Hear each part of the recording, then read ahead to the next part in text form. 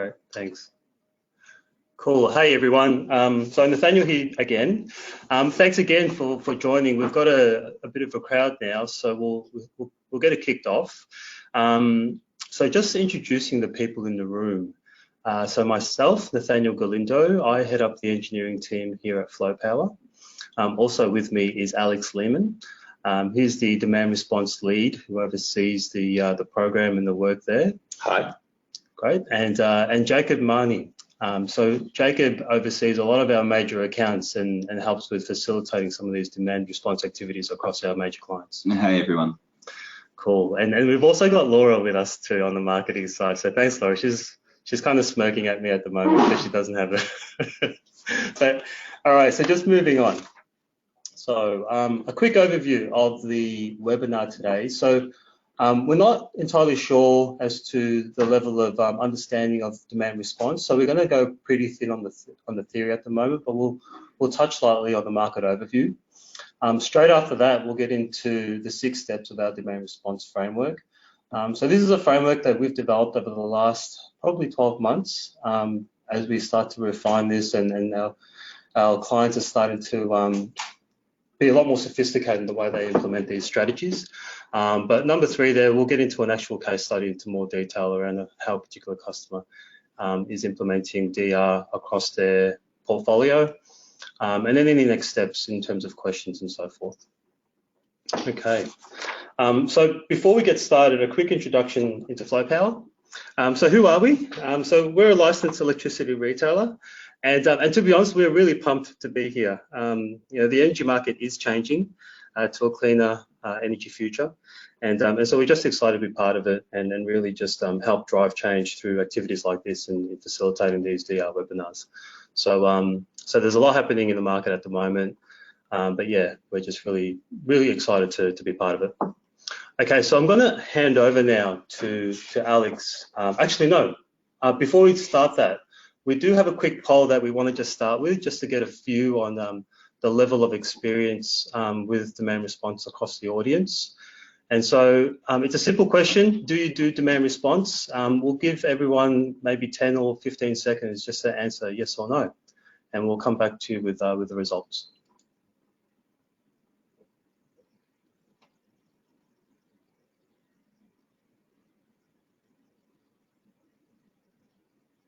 All right. That's interesting.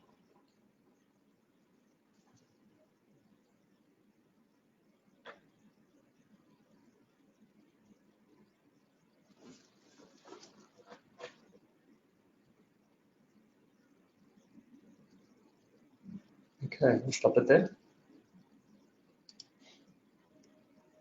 Okay, great guys. Thanks for everyone that's responded.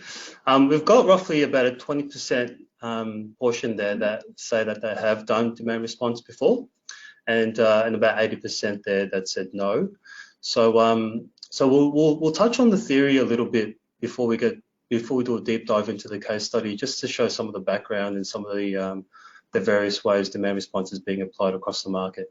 So so with that, I'll hand over to Alex to go through a market overview. Thanks, Alex. Thanks, Nathaniel. So a very brief overview of the National Electricity Market, or the NEM, for those not familiar. This is the market that covers the eastern states of Australia. Everyone has to buy electricity from this market, whether you do so directly or, as most people do, via a retailer. It's a long and complex system. It's actually the longest interconnected electricity system in the world. One of the key factors is that the spot price, so what the people who are buying wholesale power are getting, is a dynamic pricing, which actually changes every 5 minutes, and people pay or receive the half-hour price, the average of 6 5-minute intervals. So because there's this dynamic pricing, it is an active market, and you get market type behaviors where, due to supply scarcity, the prices can go very high, or as we've been seeing recently, actually very low prices, particularly during the middle of the day. So one of the things that advantages is we're going to talk about demand response, because we can actually unlock some of this value by taking on demand response strategies with your business. So a definition, demand response involves electricity customers deliberately changing their demand in response to incentives. So really high level definition there, but that's what we mean by demand response. We're talking about actively changing how you use power and receiving some form of incentive, typically monetary, for that change in behavior. So now I'd just like to talk about the different types of demand response. So the primary type of demand response that we're going to be covering today is what we call natural demand response, which is a price responsive or wholesale demand response out there in the market. There's also emergency demand response, which we'll talk briefly a little bit about later, but for those who may have seen some discussion about the RERT program, this is emergency demand response. Frequency control is quite a specialized niche form of demand response that has been occurring in the Australian market for only a couple of years. And then there's network demand response, which encompasses a couple of different styles of demand response, but many customers out there have been doing this for quite a long time. So all of these demand response different types of demand response offer a number of benefits. So you can leverage those varying market costs. You can take advantage of that wholesale demand response, that wholesale price. You can reduce network demand charges, which often make up to 50% of an electricity bill. These services help manage grid reliability and security, which has become a major discussion point, especially in the last couple of years. And you can reduce overall energy costs, especially when you combine and do a few of these different types of demand response. So here, when we're talking about this natural demand response, this wholesale price, we look at what we talk about the price duration curve. And so these are actual numbers for Victoria for last year. And the circled section of the graph shows that we only need that peak electricity consumption for a very small fraction of the year, just a handful of hours, a couple of days, absolutely at most. And traditionally, in order to supply that electricity, we would build additional generation capacity, so a brand new power plant, and then we've got to build the poles and the wires to distribute that electricity. And that costs a lot of money to build. On a roughly, we're looking at $1 to $2 billion of capital expenditure cost per 1,000 megawatts. And then that money has to be made back somehow. And that's what drives the high prices, especially during supply scarcity. So demand response, if you can avoid using power during those very limited high price intervals, that represents a significant amount of value for quite a low effort cost. And that's what we're going to be focusing on talking about today. So now I'd like to introduce this demand response framework, which is something we've developed at Flow Power to help your business do demand response. So we have introduced 6 key elements that we think are important to develop this framework to help you implement demand response across your business. Because every business is different, the answers and the paths that each of these points will lead you down are different, but this framework will help you develop those.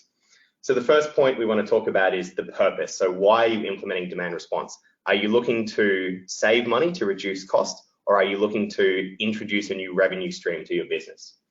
We then need to look at your operations and which pieces of plant are capable of switching load. So what can you reduce load to, or do you have storage capacity within your manufacturing portfolio, or say dam storage if you're an agricultural customer? Do you have an on-site diesel generator? When we talk about the price point, what generates value for the business? At what point is the cost to make any changes to the business to implement demand response offset by the benefits that can come through? People is very key. We need to talk about what stakeholders in your business are responsible for managing the different aspects of demand response, from the financial and operational decision makers to which staff should be receiving notifications about events, through to who actually will take action during the event. And we consider that all of these 3 factors, the plant, price, and the people, come together to form a plan, which is a document, a process that your business should follow when it actually comes to the event to perform demand response. And then critical, we think that a post-event review should be conducted afterwards to determine the performance and identify any potential improvements that could be made in the future. So that's the demand response framework that we've developed. So before we move on, I guess, and Alex, chime into this based on our previous experiences, but this took a little while to evolve to get to these 6 Ps, and really, as we started to implement these across a number of our client sites, we always found that there was that one component missing, and if that one component was missing, then that plan or that post-review process would always identify that there's a missed opportunity, or there was always be some value left on the table. So I guess over time we've kind of developed these 6 Ps and documented this into a form of plan, because as Alex said, every client is different, their operations are different, the value of their business and how they operate is different. So this isn't a hard and fast rule that we apply to all customers, because it does vary from a one-person operation through to a large organization. But if we can at least cover each of these 6 Ps and have this documented in a way where all the relevant stakeholders and processes are somewhat addressed, we find that when it comes to implementing demand response within, the 10 to 15 hours a year, the client's is in the best position to be able to respond in that time frame, as opposed to just leaving it to chance. Cool. Yeah. So we'll move on, Laura. So something we're now going to open up the first and talk about the purpose.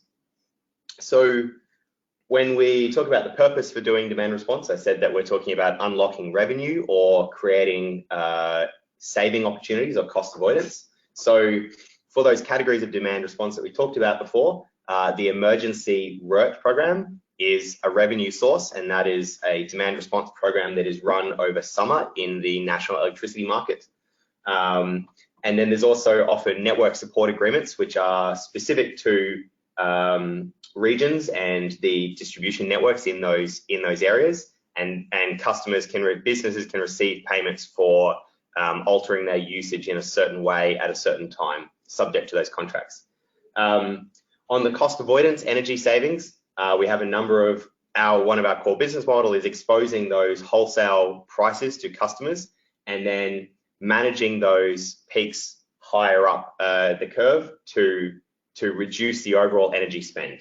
So that's what we talk about by wholesale demand response or natural demand response.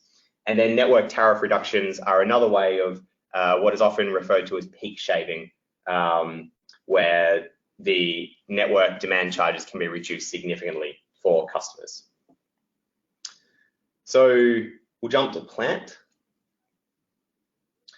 One of the key things that we often, reactions we get from many businesses is that they feel that they have no way to be able to do demand response, that there's no ability to change the way they use their load or change their production. But we typically find that of the many customers we talk to, most actually have a significant amount more flexibility in their business than they realize. And often one of the first ways to realize that is when they find out that competitors in the same industry are already doing demand response. So competitors with the same processes and the same production methods. So the 4 primary forms that we contribute to plant are on-site generation. So that's either a battery or a diesel generator, whether that's an emergency backup generator or a diesel generator put in specifically for demand response. Some form of energy or process storage. So that might be a stockpile within a manufacturing production line, or a dam at an agricultural site, or thermal storage at cold stores.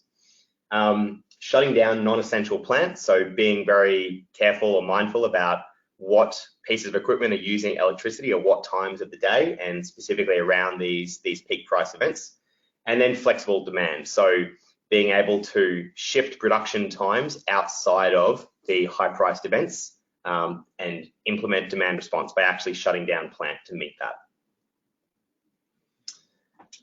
When we talk about the price, we talked about there's a threshold that makes sense that is going to be different for every business as to what price makes sense to do demand response. So demand response, whether it's a savings made or a revenue opportunity, represents an opportunity value. And there will be some cost to the business, whether that's installing a generator or even running on diesel fuel, or delaying production for a couple of hours in the afternoon. All of that represents a cost. So when we talk about price, it's important that businesses consider what the opportunity value is on the other side as to that cost. And so this will impact, if we're talking about wholesale price, at what price threshold demand response will be employed, or what the value of a RERT contract would be to a customer in order to incentivize shutdown. So this is core when we talk about price, and it's important that every business takes the time to consider what that price means to their operations. So Alex, what would be the spectrum of dollars per megawatt hour you could bid, or you could set a price at to do demand response? Good question. We've seen a lot of customers who have very, very flexible operations can go as low as $200 to $300 a megawatt hour, which represents a lot of shutdowns in a year, but they have very, very flexible operations. Typically, a lot of our customers are looking more in the $500 to $1,000 per megawatt range and above. There are some customers who have critical operations or operations that may be very difficult to shut down that won't consider shutting down for anything more than $10,000 to $15,000 per megawatt hour, which is a very, very high dollar figure. Yeah, so being able to understand how to realize that value and then compare that back to your business operations is really critical. Yeah. So when we talk about people, this is probably one of the most critical elements in getting a demand response strategy accepted within your organization. We've seen that businesses that can align all of the key stakeholders, get their values aligned on demand response, are much, much more successful at actually implementing demand response. So getting the decision makers who might be in the financial or commercial teams to agree on implementing a demand response strategy, and perhaps even implementing KPIs across businesses, through to often we have sort of middle level management who might manage several sites or oversee teams of staff. They need to be across and managing those, how demand response will impact production or impact the site. And then critically, this is often where we see demand response fall over, is the primary and secondary responders. So the actual staff members who are going to receive text message and email communications that a demand response event is going to occur. We've seen that if these staff are not incentivized or have not been trained or informed about the strategy, then the whole demand response event can fall over there.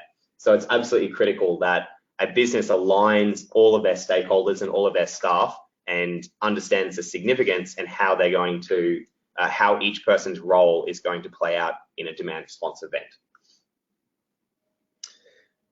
So all of this then, the price, the plant, and the people comes together in what we talk about the plan. So we talked about these wholesale demand response events only occurring a handful of times of the year. So I'll typically say, in this example, a hot summer afternoon, we see that there's going to be a forecast price spike. Now, we can often see this a day or two in advance. We know that there will be conditions on the grid, so a lack of supply, high demand, hot weather that will lead to this. And so we can forecast an event. And then as we get closer to that event, we understand that the event is going to go ahead with a high degree of certainty, and we'll confirm that event. And at that point, we'll send out notifications to the primary and secondary responders at our customer sites. And this is where the plan really becomes essential, that customers know what they need to do, know what the price they're ready to implement is, and that each of the staff members knows what role they'll play in the day. When the event actually starts, and this may be, the timing of these may be flexible, so it's not exactly determined, text messages, notifications will go out to those key staff, and they'll take action at their sites to shut down or switch over to backup generation or change to storage.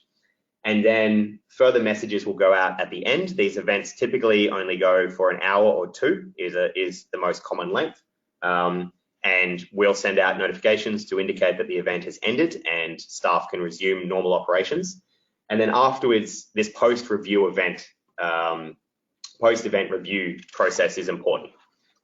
We'll take a brief look at that now. So one of the things that we've been developing is what we're talking about, these report scorecards to help customers make informed decisions about how they performed in an event. So to look at how much load was actually dropped, how much money was actually saved, or in the case of the RERT program, how much money was actually earned, identify where there may be improvements or further opportunities. And it gives particularly senior staff a chance to actually review how the strategy played out, because when they sign up to a demand response program, there's often an expectation of a certain amount of savings or a certain amount of revenue to come through. And so it's a good chance to actually review if those targets were met and how the demand response strategy is working. Typically, we find that through this review process, our experienced customers who've been doing demand response for many years often find that they get better and better each time, and they become very seasoned at implementing this and seeing where there's opportunities for improvement and running smoothly in future events. Yeah, I dare say we've probably learned a lot from our customers as well in being able to understand how they practically and physically do perform demand response on their sites and how we can better provide more accurate notifications and implement those procedures a lot more efficiently. Absolutely.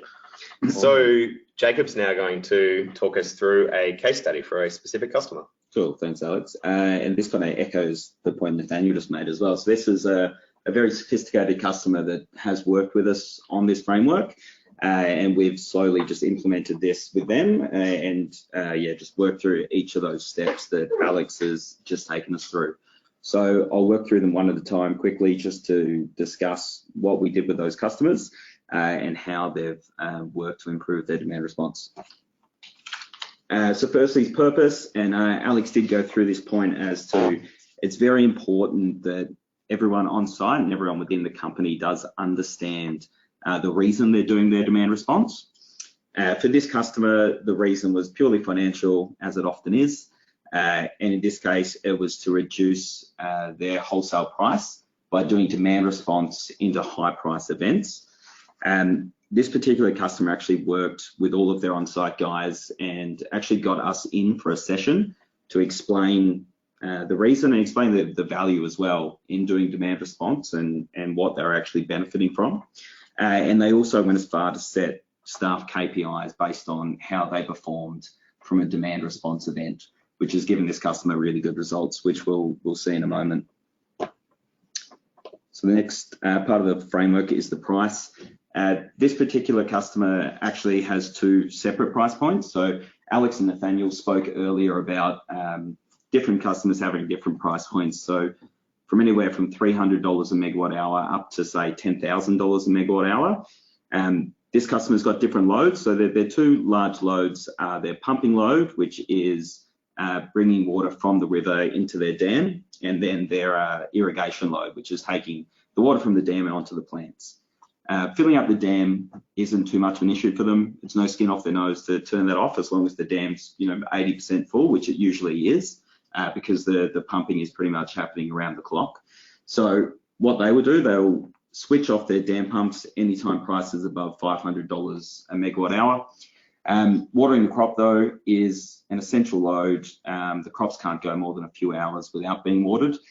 So they've actually set their price point for that one a bit higher at $1,000 a megawatt hour, and that'll be discretional as well. They may choose not to switch off for that if it's been particularly dry recently and they haven't had a chance to properly irrigate their crops. So that's a good point, how this particular customer is now actually applying a load and a process and a price. They're having multiple tiers of that. Yeah, that's right. Based on what they can afford to potentially implement on site. Yeah, and we find that with a number of our different customers. I actually spoke with a customer yesterday that had a price point as low as $100 a megawatt hour. So they're basically alerting their staff to those lower price points, making a call on yes or no based on what's going on the day, and then above $300, they've got like a firm no, we turn off kind of thing. So it'll vary company to company, and each company can have multiple price points as well. So if we were to touch on that, Jacob, for a bit, that graph there shows the $0 to $100 mark occurring over 1,000, and if that logarithmic scale were to increase probably over 10,000 times a year, right? 10,000 rounds a year. So that would be a very active customer. Correct. Yeah. So you're talking. So yeah, this customer basically they'll make a call on above 100, so they don't have to run all day. But yeah, you're right, very active. And then if you look far to the right of that, you know, you're $1,000 to $10,000. We're talking as low as 13 hours a year kind of thing. Yeah. And so really getting that framework implemented and the staff trained on these processes, because there's only really 13 hours of the year where this DR is required, being able to undergo that training so that they can perform during those periods is really crucial. Yeah, that's a really good point. And like you said, these events, especially for the $10,000 above, they happen typically over summer. So making sure this framework is revisited yearly at least, or maybe 6 monthly. Absolutely. Because, you know, staff change, people forget, and I'll actually touch on that a bit. So I'll jump to the next slide, roles and responsibilities, which feeds well into that. So this is actually a very important one, and it's something we try and stress to all of our customers, that there will be a decision maker at the company. This is the person that's signing the contracts, making the call, you know, implementing the procedures within the company, and they've got access to us, their account manager and the market monitoring team, and there'll be a facilitator. This person's usually responsible for running the events on site. They're responsible for providing us with the contact details of who to send notifications to. And what we're trying to show here is that the DR team on site, the actual operational people, should be contacting their facilitator, not necessarily us. The reason for that is we can inform you guys about the market.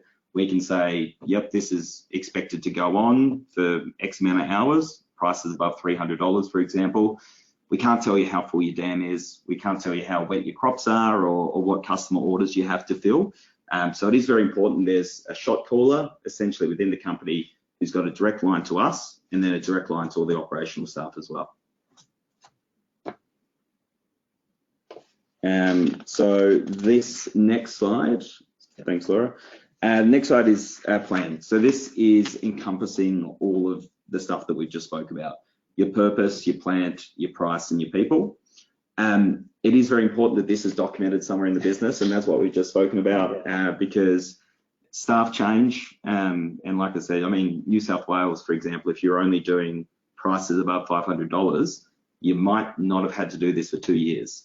And if it's a policy of the company, if we're calling around saying you've got to do demand response and it's been 2 years, it's likely that we might be calling the wrong people.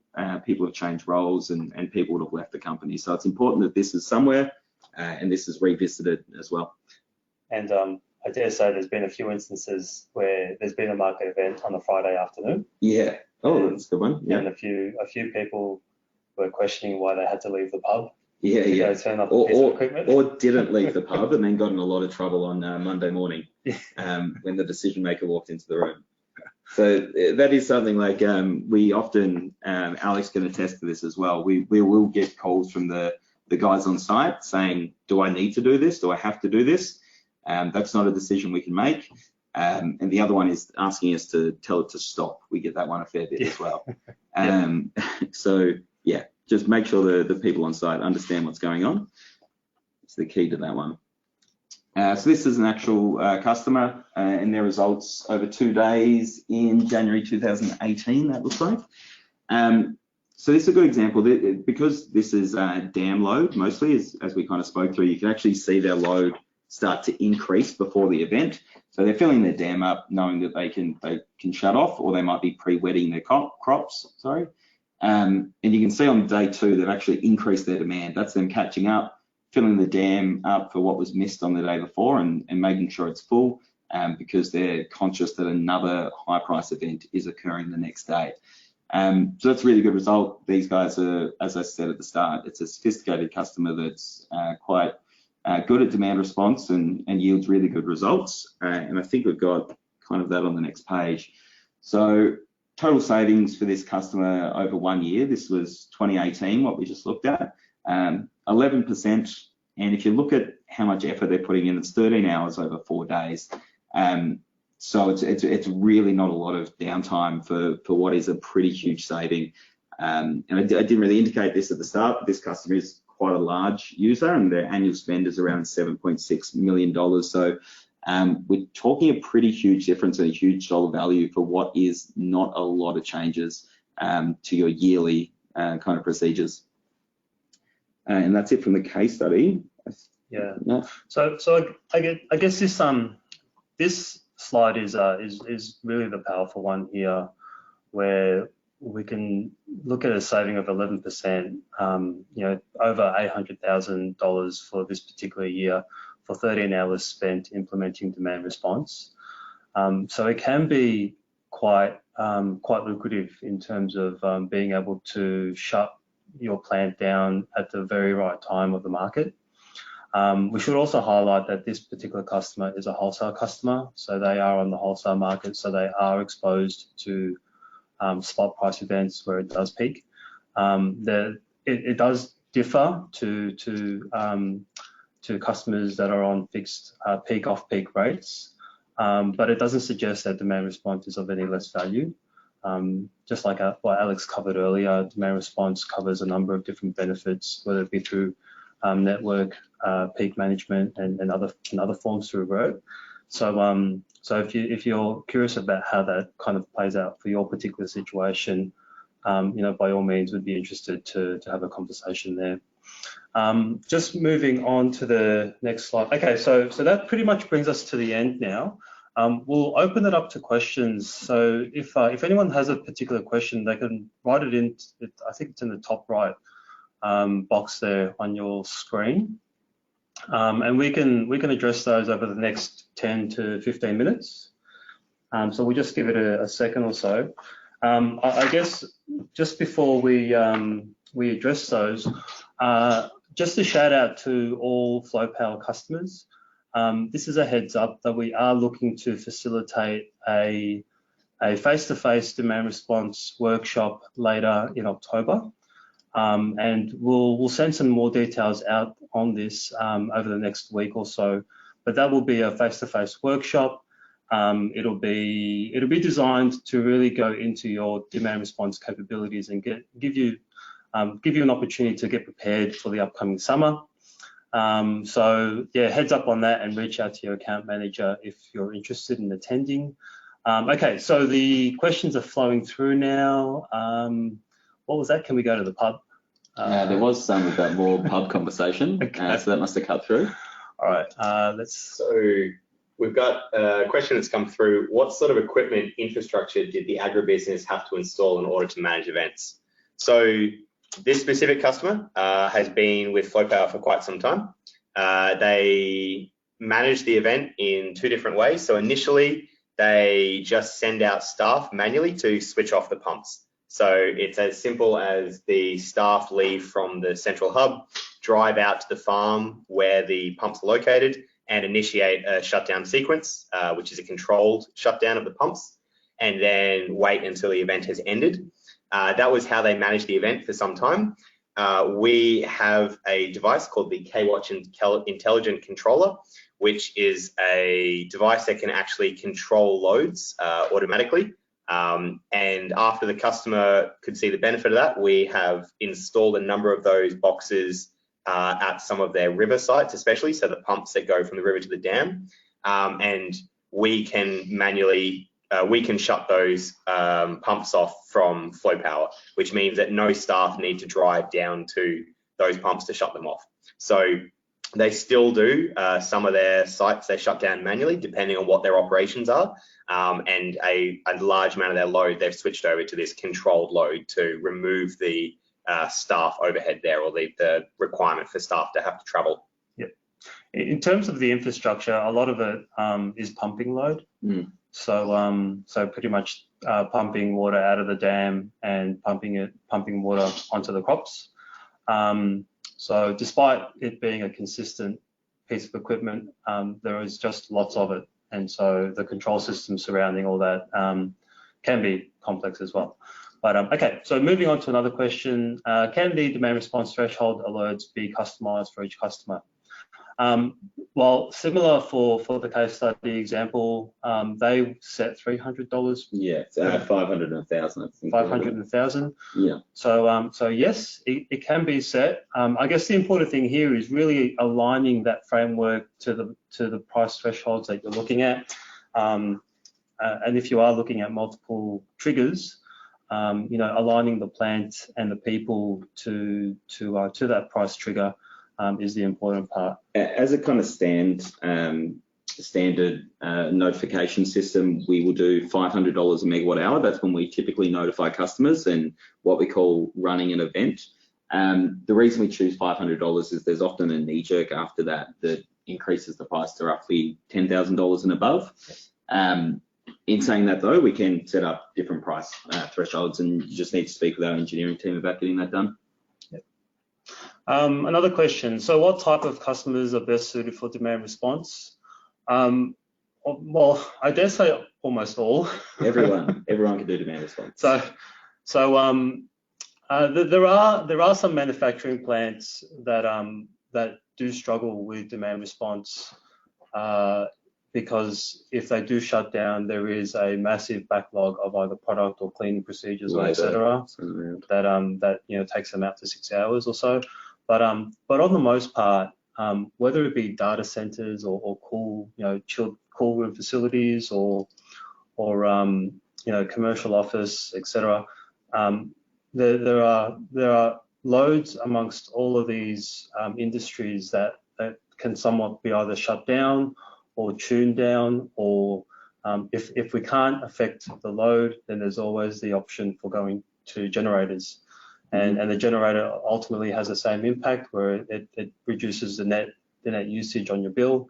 And so all these things just need to be kind of considered as part of that DR strategy. It's all about that price point as well that we discussed. So demand response is definitely easier for some customers than others. Cool stores, pumping loads, things where you can store energy.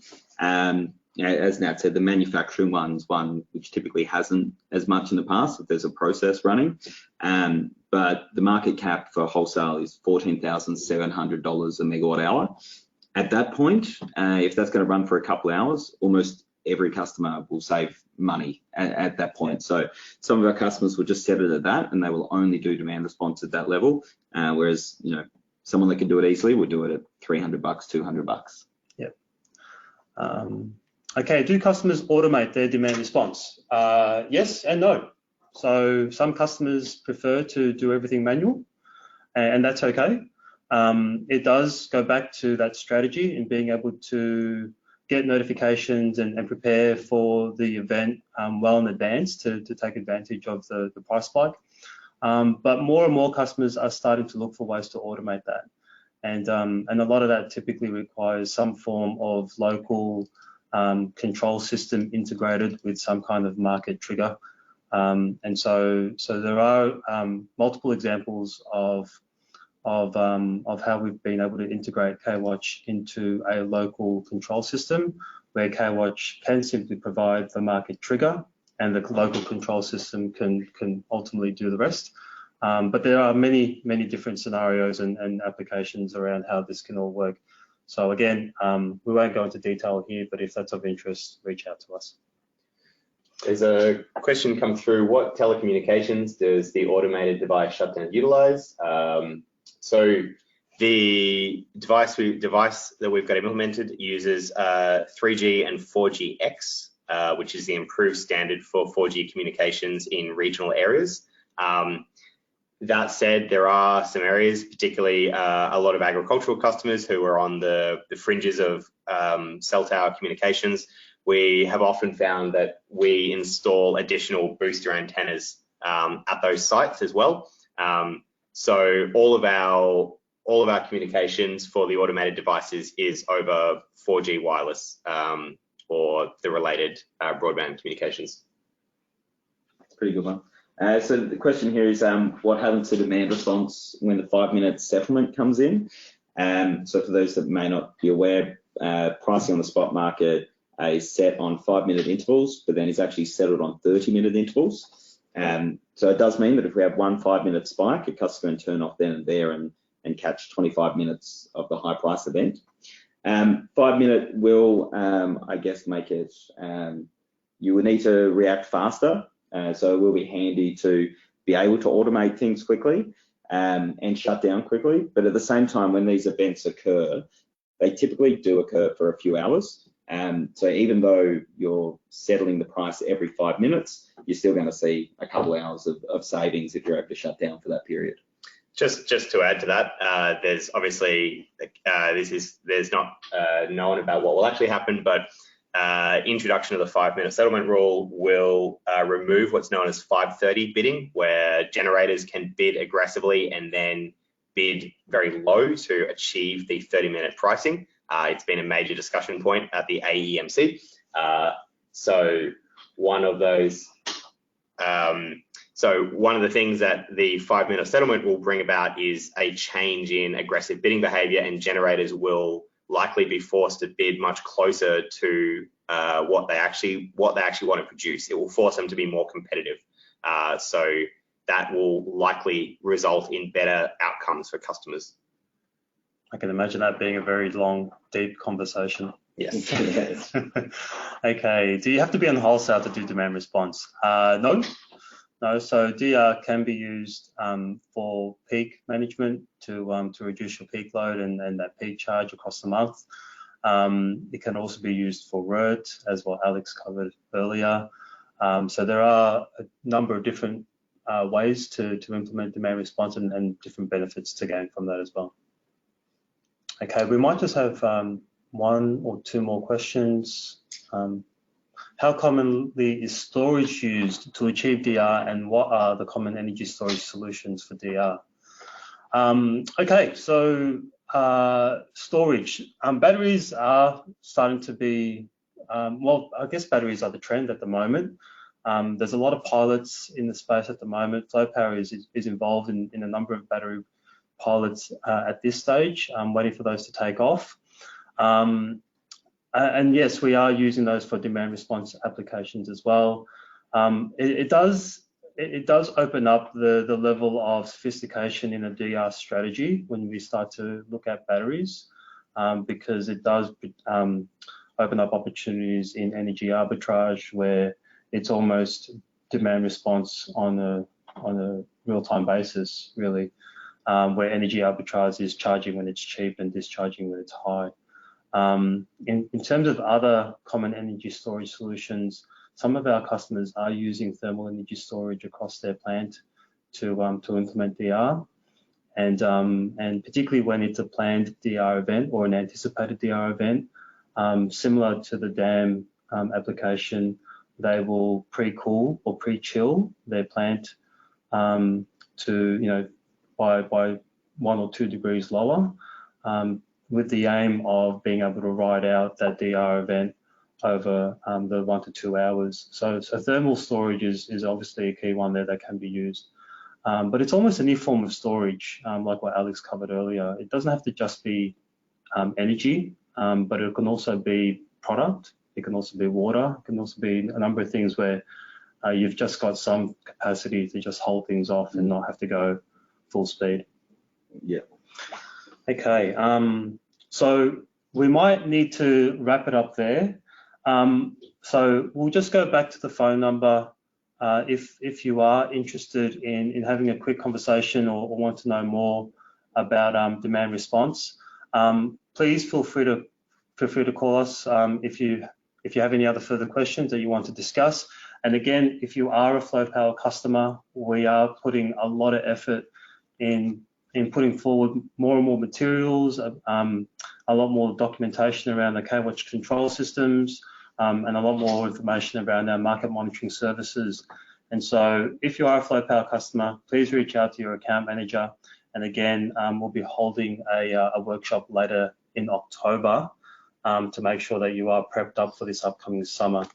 So so we'll close it there. Thank you all for attending, and yeah. We'll try and get back to all those questions that come through as well. We'll try and shoot some emails out to those if we've got that handy. Great, good point. Thanks, Jacob. All right, thanks, guys. See you soon.